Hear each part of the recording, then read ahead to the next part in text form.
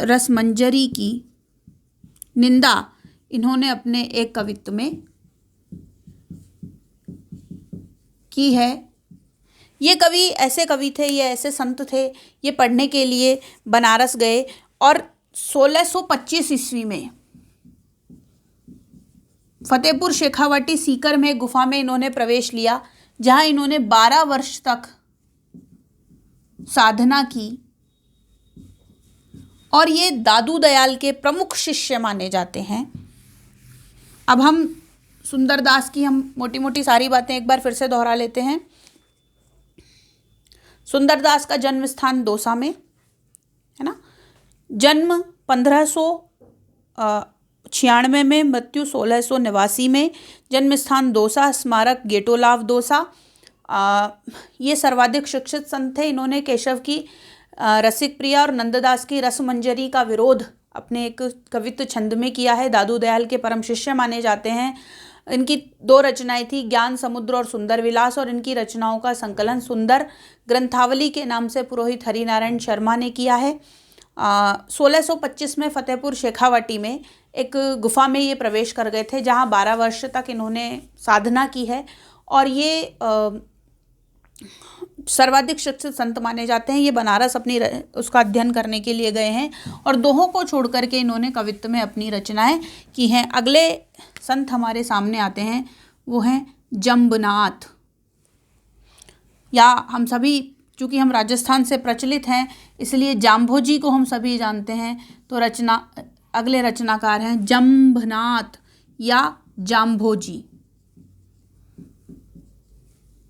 इनके द्वारा चलाया गया पंथ कौन सा? विश्नोई।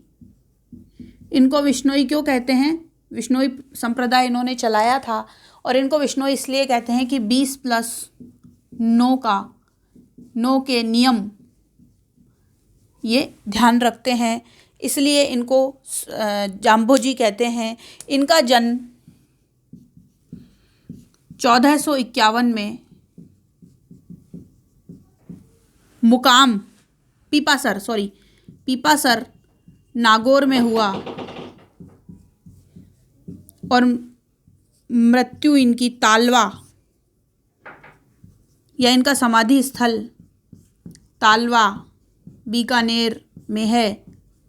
इनका मुक्तिधाम मुकाम है और विश्नोई संप्रदाय के ये प्रवर्तक माने जाते हैं। इनके 4 प्रमुख शिष्य माने गए हैं। देखिए 4 प्रमुख शिष्य हैं।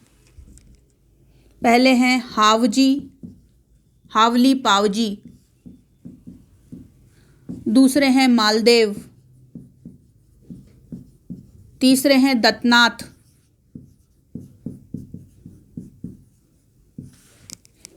और चौथे हैं लोहार पगला या लोहा पागल।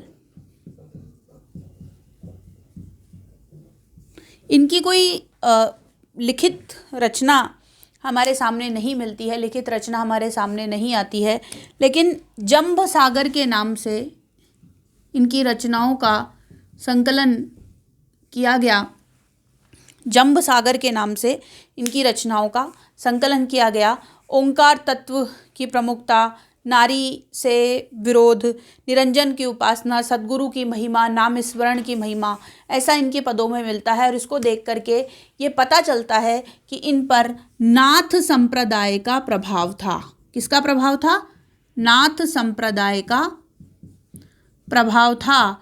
और इनके गुरु माने जाते हैं गोरखनाथ। गुरु का नाम क्या था? गोरखनाथ माने जाते हैं। और इनके कई पद हमारे यहाँ पूछे जाते हैं, क्योंकि राजस्थान से संबंधित है, अतः महत्वपूर्ण संत हमारे यहाँ हुए हैं जंबनाथ। तो एक पद है इनका, गगन हमारा बाजा बाजे। एक दोहा है इनका, गगन हमारा, कई बार पूछा जाता है ये, बाजा बाजे महर फल हाथी,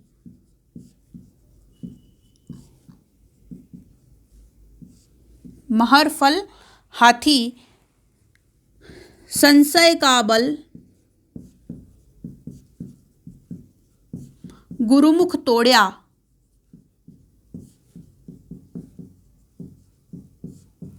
तोड़या पंच पुरुष मेरे साथी।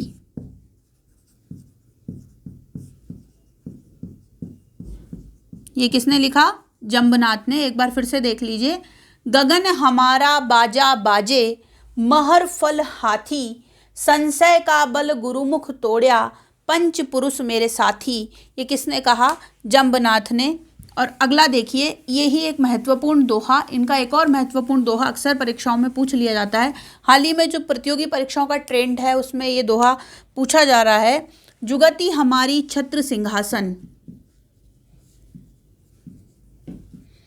जुगति हमारी छत्र सिंहासन,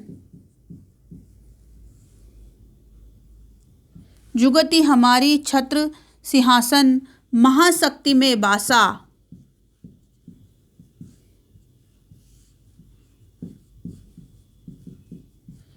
महाशक्ति में बासा, बासे या बासा या बासे। जंबनाथ वह पुरुष विलक्षण, विलक्षण,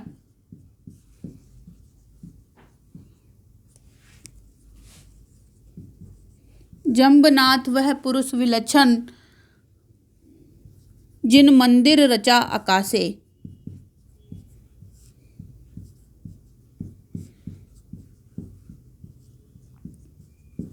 फिर से देखिए, जुगति हमारी छत्र सिंहासन, महाशक्ति में बासे, जंबनाथ वह पुरुष विलक्षण या विलक्षण, जिन मंदिर रचा आकाशे। ये दोनों दोहे अक्सर आजकल पूछे जा रहे हैं। गगन हमारा बाजा बाजे, गगन हमारा बाजा बाजे, महर फल हाथी, और संशय का फल गुरुमुख तोड़या, पंच पुरुष मेरे साथी। एक तो ये वाला और एक ये वाला, जुगति हमारी छत्र सिंहासन, महाशक्ति में बासे, जंबनाथ कहे पुरुष विलक्षण, जिन मंदिर रचा आकाशे। ओंकार रूप चिरंतन की साधना, सद्गुरु नाम की महिमा, नाम स्मरण पर बल।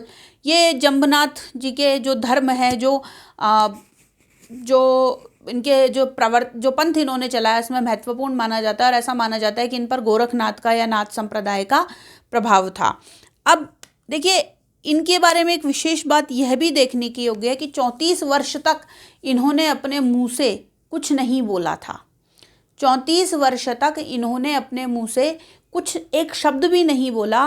और इनको जब सिद्धि प्राप्त हुई तब इनका नाम हो गया मुनींद्र जंब ऋषि। मुनींद्र जंब ऋषि, क्या नाम हो गया? मुनींद्र जंब ऋषि। और इन्होंने